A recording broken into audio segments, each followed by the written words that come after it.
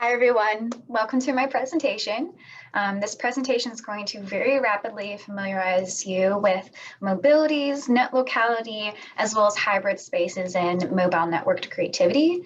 And so please refer to my notes and quotes document for more details and information. But for today, this is kind of the overview of what we'll be talking about, as well as the corresponding authors and pieces of text that explore these concepts.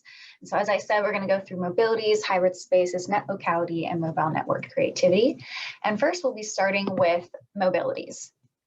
And so mobilities, as Cresswell identifies, is exploring not only the connections between A and B, but also everything that entails and impacts the movement, what happens and how in between A and B.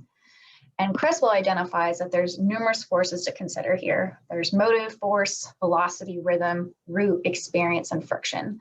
And so it's not simply the path from A to B, but also how all of these concepts and facets impact that mobility. And with these 7 correspondents of mobility, Cresswell very wisely and importantly identifies that this path from A to B is very different for everyone. And it can be very different depending on how the body moves and how that movement is experienced in what ways and what terms. And so on the previous slide, we saw A and B looking kind of more very linear path, but also here we can see that someone can go from A to B and go in circles around B. And it's just that path, even though they're still getting to B, it's very different.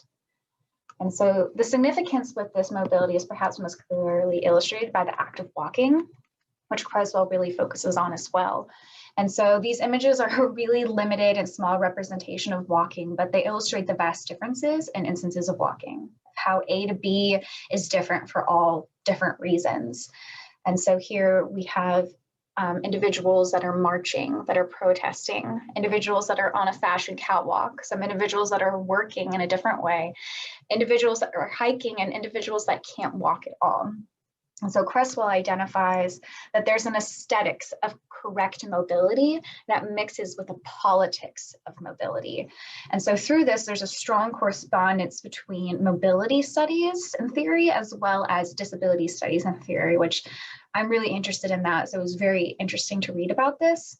And so Cresswell addresses the work of Michael Oliver in identifying the problematic associations of recognizing that to walk is to be human. And of course, we can see how that's very wrong because not everyone can walk. And this walking, even though it's associated as being very universalized, it's not at all. And it's different depending on the context of the person and every aspect of that circumstance. And so Oliver and Cresswell emphasize the sociocultural politics of mobilities on identity and self, really. And so through all of this, we also see how Scheller and Urry also address mobilities, and they emphasize the significance of calling into consideration context, and more importantly, the ethics. They want individuals to consider the unevenness in mobilities, how mobilities is not accessed evenly or equally across the board.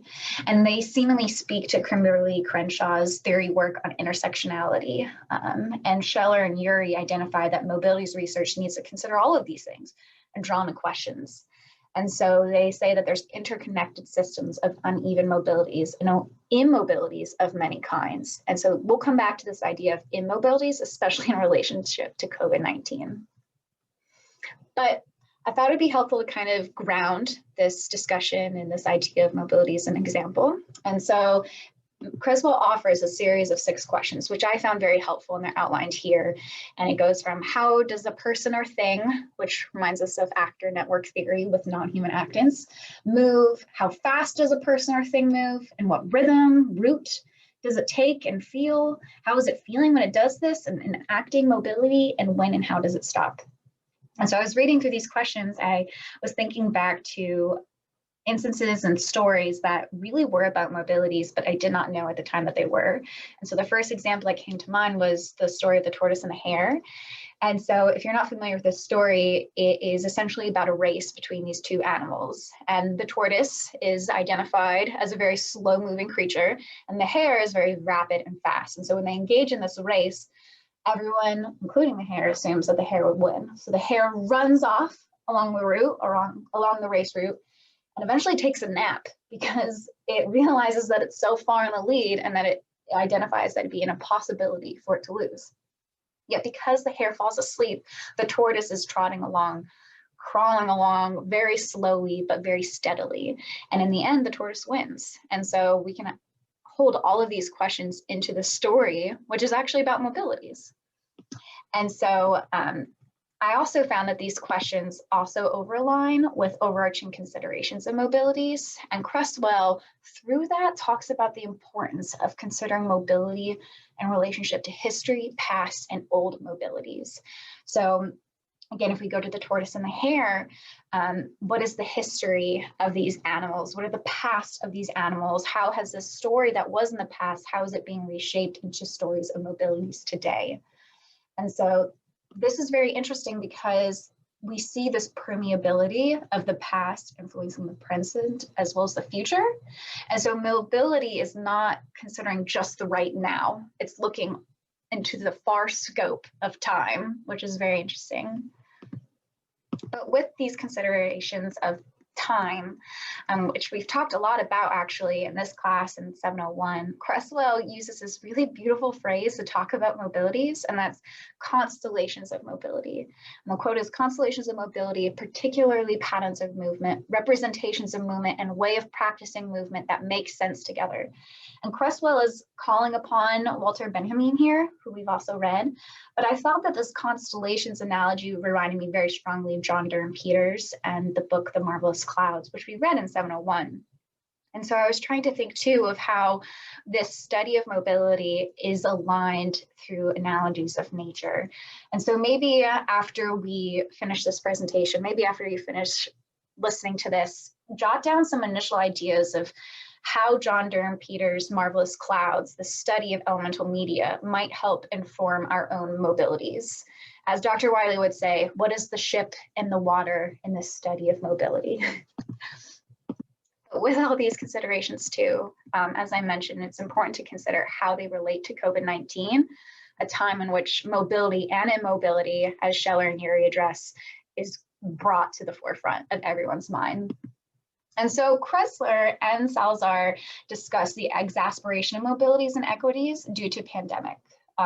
So Cresswell is very concerned about the moral associations with different types of mobility. So in the past, communal riding, carpooling would have been very beneficial. People were associating more of a positive, good association with that. Now, buses, taxis, subway systems are being esteemed as bad because there is a higher chance of spreading COVID there. Whereas riding a bike, which is more of an individual practice, is good right now for COVID, but also in terms of protecting and trying to save the planet. And so this can be very limiting, however, because Cresswell says there's a coding of mobility following this moral code. And then Salazar also addresses how there's extreme issues of hypermobilities, especially in relation to how certain individuals are being labeled as essential, which the language in that is already needing great unpacking. But Salazar says that those that are deemed essential then face even higher hypermobilities. And so what does it mean then that some individuals are being put into positions of having to be mobile while others are being immobile, and then these situations in which different people have different access to transportation? And so with this, Scheller brings up the really important concept of mobility justice. And so with the focus on COVID-19 and ethical problems with mobilities, Scheller addresses viral mobilities and unevenness. And Scheller focuses on how biking, that example of biking and open streets, are being promoted globally. Yet at the same time, this past summer, the Black Lives Matter movement and protests against police brutality and systematic violence and racism is taking place across the world. And so Scheller offers this as a juxtaposition, and Scheller says, well-to-do people are at home calling for bikes and new infrastructure versus people who were being shot by police on the streets and being murdered. And so Scheller emphasizes this critical consideration of mobility justice. And mobility justice focuses on moving freely, who can and who cannot, and what can we do to create mobility freedom for all and greater access to mobilities. And so Schiller calls for the centering of Black, Indigenous, people of color, as well as women, LGBTQ, and people with disabilities in decision making, for greater representation and consideration of how different mobilities are experienced in different ways.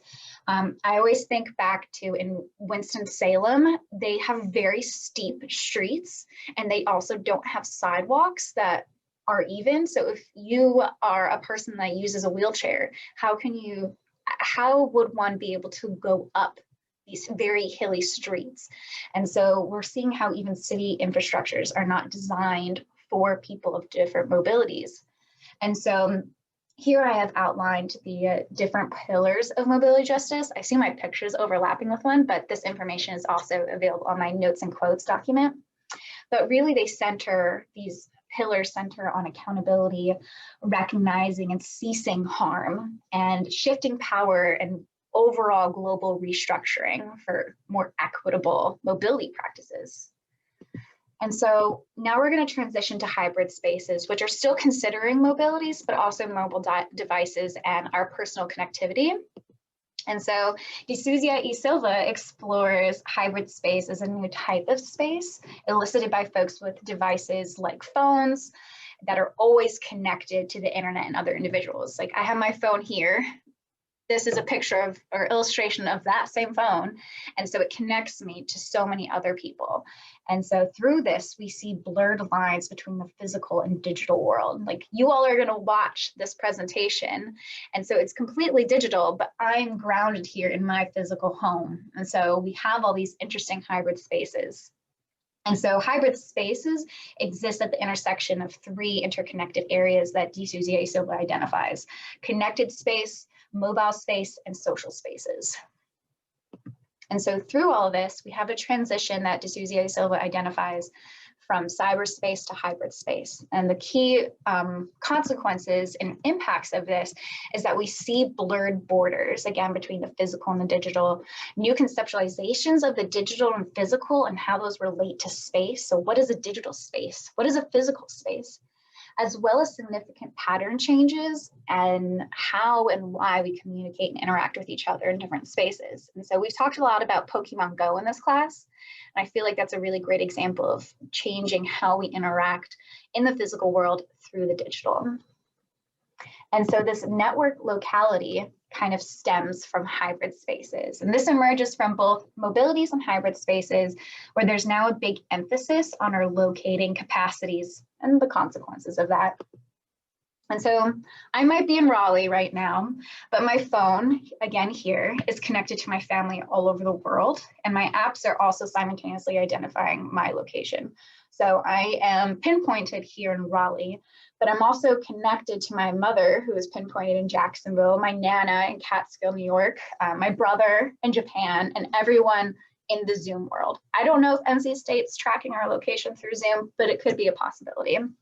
But through all of this, net locality really considers the social practices that shape digital networks and mobility in urban spaces. So this stems from Castells, who we read in this class, Network Society, as well as Scheller and Urry's focus on the mobilities paradigm. And then through all of this, Souza y Silva and Gordon emphasize the duality of location-aware technology, as well as what it means to be located. So not only are we using location for our own accessible advantages, and I think Lindsay has talked about this a lot in relation to Google, identifying where our car is parked, but we are also being networked and connected to both local and global systems. And so we should consider even more what that might mean. And importantly, in thinking through that, Gordon and Souza y Silva expressed that the database is all around us, which completely corresponds to our amazing discussion that Robin led last week. And so there's no distinction now between the real and the digital life, but rather we have to consider the infrastructure and connectivity that thread them together. And so, but something important to think about this, and we touched on this briefly last class, is that data is not experienced equally. It is also an uneven force of power that is not distributed equally. So if we consider that the database is all around us, how might we critically think through this? And so I'm going to reference data feminism one more time, but it is important here. The authors of data feminism recognize that data is oppressive, and the power that is elicited and reinforced by data is uneven and experienced in uneven ways. And so I'm going to link some materials to data feminism on our Moodle page. And so maybe as you revisit or rethink through these readings, think through critical concerns of access, equitability, and power. And we've talked about this a lot, but how does that relate to mobility and network locality and hybrid space?